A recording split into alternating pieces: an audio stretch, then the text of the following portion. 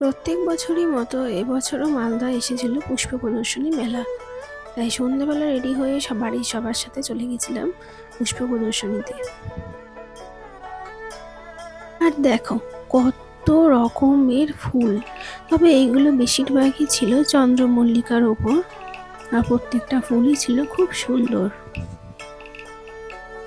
শুধু ফুলই না, বিভিন্ন রকমের ফলও ছিল, ক্যাকটাস টাইপের অনেক গাছ ছিল, এছাড়া শাক সবজি ইত্যাদি অনেক কিছুই ছিল। শীতটা বেশ জাঁকিয়েই পড়েছে, আর আমার গলা শুনেই বুঝতে পারছো প্রচন্ড পরিমাণে ঠান্ডা লেগে গিয়েছে।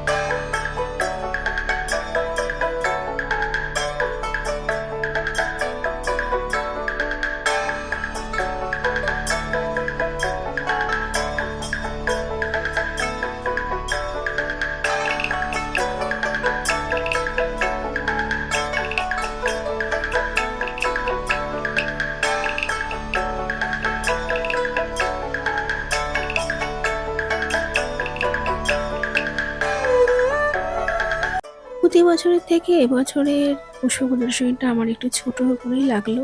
যাই হোক, সবটা দেখার পরে আমরা বেরিয়ে গিয়েছিলাম। তারপর ভাবলাম বাড়ি একটু খাওয়া দাওয়া করা যাক। চলে গেছিলাম মোমো স্টলে, তো মোমো টোমো খেয়ে চলো বাড়ির পথে।